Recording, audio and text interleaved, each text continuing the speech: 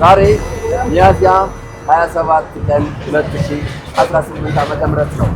የኢትዮጵያ የአርበኞች ጀግኖች የድል ቀን መታሰቢያ የድል ቀን እንጂ የነፃነት ቀን አይደለም። ጠላት የተለያየ ኢትዮጵያን ሊደፍራት ቢሞክር እንኳን በኢትዮጵያ የቁርጥ ቀን ልጆች አጥንት መከስከስ፣ ደም መፍሰስ፣ መስዋዕትነት ተከፍሎ ሕይወት ትውልድ ተገብሮ ሀገር ከዳር እስከ ዳር ድንበሯ እንዲታፈር እንድትጠበቅ ሆኗል። ይህ ለኢትዮጵያውያን በተለይ ለዚህ ዘመን ትውልድ ቀላል መልእክት አይደለም። ወጣቶች ሀገራችንን በንቃት መጠበቅ ያለብን እንዲሁ እንደ አባቶቻችን ነገ ለልጆቻችን እኛ አባቶች ሆነን ሰላማዊ የማትደፈር ይልቁንም የምትፈራ ሀገር ለማስተላለፍ ለማበርከት ነው። በትንንሽ ጉዳዮች ተይዘን ተጠምደን ከሩቅ የሚመጣ ጠላት ሳይሆን እኛ ጋር ያለ ዘረኝነት፣ እኛ ጋር ያለ ቅርበት፣ እኛ ጋር ያለ ጥላቻ ጠላታችን ሆኖ አሸንፎን ታሪክ ባሉታዊ ጎኑ እንዳይጽፈን መጠንቀቅ አለብን። የአርበኞች የድል ቀን እንዲህ ቆሞ ገዝፎ በሚታይ የታሪክ ምስክር ዛሬም እየተዘከረ ይገኛል። ኦዶ ለማ ሚዲያ ይህም የሚነገር ታሪክ ነው ብሎ ያምናል።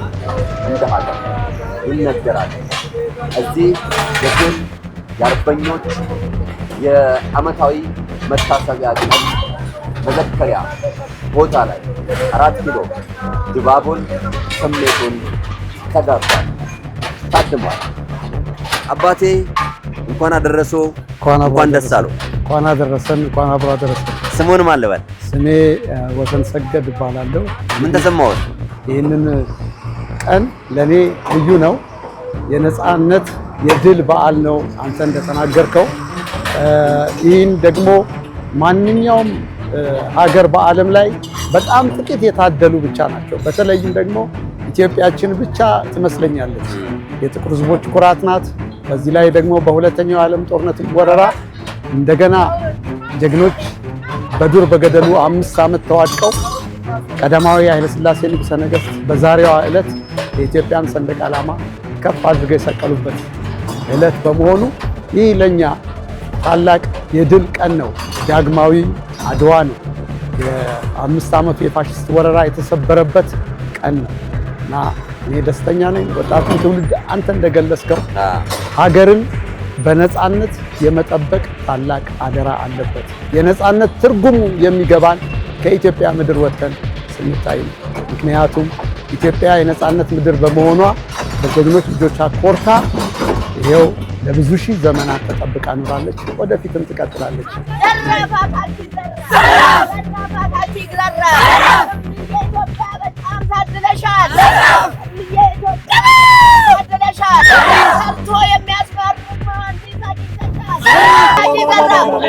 ፍቅር ይሻለናል። ድህነት ጠላታችን ድህነት እንጂ ሰው አይደለም።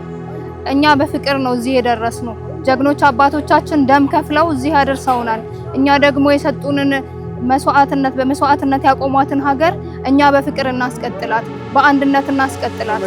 ዛሬ አዲስ አበባ በእግር ገብቻለሁና አዲስ አበባ ላይ ስገባ ዛሬ ደግሞ የኢትዮጵያ አርበኞች ቀን የድል በዓል እዚህ 4 ኪሎ ላይ እየተከበረ እኔም ተሳታፊ ነበርኩ።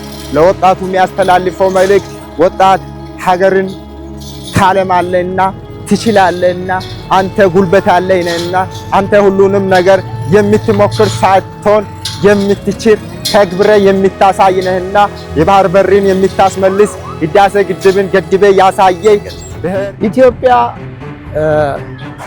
በታሪክ በስልጣኔ ቀደምት ሀገሮች መካከል ናት።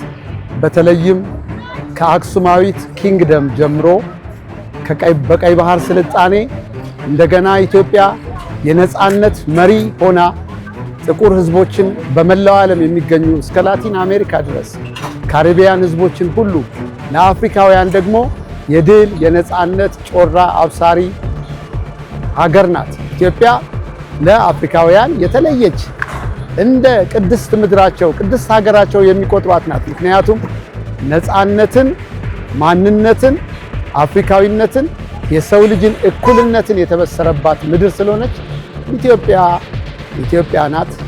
ለዘላለም በልጆቿ ታፍራና ተከብራ ትኖራለች። ወጣቶቻችን በየሀገሩ የሚሞቱትና በባህር የሚሞቱት በበረሃ የሚሰዉት ድህነት ስላለን እንጂ እኛ በዘራችን ምክንያት አይደለም። እኛ ዘረኝነት አይመጥነንም። እኛ ኢትዮጵያውያን ነን። የጥቁር ሕዝቦች ኩራት ነን። እኛ ኢትዮጵያውያን ከዓለም ሁሉ የተለየን ነን። ከአፍሪካ ያልተገዛን ሀገሮች ነን። ምክንያቱም እኛ ኢትዮጵያውያን ነን። የጀግኖች አባቶቻችንን መስዋዕትነት በፍቅር እናስቀጥል። የማይጠፋው ብርሃን ለሀገራችን ይብራ። ዘመን ተሻጋሪ የጀግኖች አሻራ መልካም ዘር እንዝራ፣ ፍሬ እንዲያፈራ የሀገር የወገን አለብን አደራ። የተፈጥሮ ጸጋ እንድትወጣ ጀንበር ጠቢቦች ከፈቱት የደጋጎቹን በር። ክንዳችን እንዲያብር መቃቃሩ ይቅር፣ ጥላቻና በደል ይቀየር በፍቅር። የሚያጸናቱ በደጋጎች መንደር ጀግኖቹ አርበኞቹ ይብዙልን። የሰላም አምባሳደር የተባረከች ሀገር ፍጹም የላት ወደር። ፍጥረቱ ይደሰት ሰላም ውሎ ይደር። ፍጥረቱ ይደሰት ሰላም ውሎ ይደር። ፍጥረቱ ይደሰት ሰላም ውሎ ይደር። ኢትዮጵያ የተስፋ ምድር ናት። ኢትዮጵያ ባህሏ ለየት ያለ ነው። የኢትዮጵያውያን አባቶች የቀደሙት ጀግኖች ያወረሱን አንዱ የመከባበር፣ የመፈቃቀር፣ የመቻቻል ባህላችን ታናሽ ታላቁን አክብሮ የሚኖርባት ምድር። ኢትዮጵያውያን ትጉ ታታሪ ሰራተኞች ናቸው። ስለዚህ አሁንም አዲሱ ትውልድ የቀደመውን ጨዋ የሆነውን ጨዋነት የተሞላውን የአባቶቻችንን ባህል እንደገና በማንገስ ከዘመኑ መለያየት፣ መበታተን፣ ይሄ የዘር የጥግ አስተሳሰብ ወጥቶ ኢትዮጵያዊ ሁሉም በፍቅር ህብር ሆኖ አንድ ሆኖ ከለሮቻችን እንኳን ቢለያይ ከለሮቻችን ድምቀታችን ናቸው። ማለት ከለር ስል ምናልባት እምነታችን ሊለያይ ይችላል። ቋንቋም ደግሞ ለመግባቢያ ነው። ትልቁ ነገር ግን ሁላችንም የአዳም ዘር ነን። በተለይም ኢትዮጵያውያን ነን። የቀደምት የሥነ ፍጥረት ምድር ነን። እኛ ለዓለም ምሳሌ እንሆናለን። ወደፊትም ኢትዮጵያውያን አዲሱ ትውልድ ተቻችሎ ሀገሩን ከፍ ያደርጋል፣ ሰንደቅ ዓላማውን ከፍ ያደርጋል። ተስፋዬ ይሄ ነው። እናምናለን። እጅግ በጣም እናመሰግናለን። የእናንተው ሀገር ተጠብቃ ከብራ ትቆያለች።